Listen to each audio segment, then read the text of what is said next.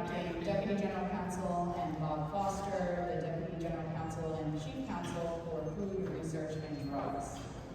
I last spoke at the AHLA annual meeting back in 2019 when I was also a Deputy General Counsel at HHS, and I joined the other deputies in a lunchtime panel discussion. I had a 6-week-old baby at the time, and so I almost said no to the invitation, thinking that I could just do a similar event the next summer in 2020. We all know how that would have gone, so I'm very glad that I said yes to the invitation back in 2019, and I'm delighted to be back here. Before I joined HHS, I actually spent about a year in the Civil Division in 2018 as a counsel. When the opportunity arose earlier this year to rejoin the Civil Division as the DAG over the Commercial Litigation Branch, I couldn't wait to get started.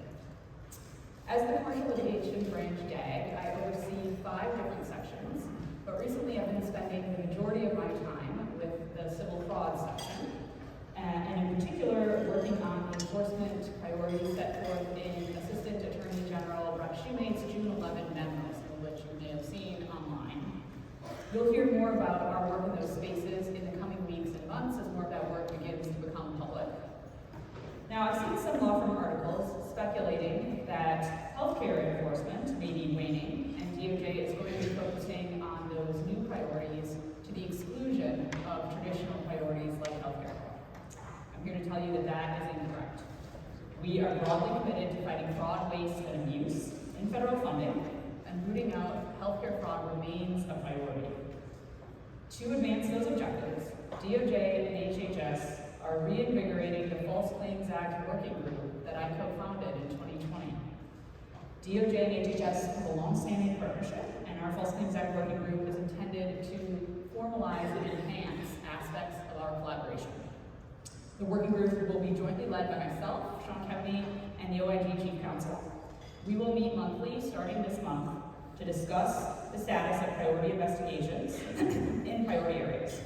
And so in addition to the priorities identified in Brett's June 11 memo, the DOJ HHS False Claims Act working group will also focus on a set of priority healthcare fraud areas.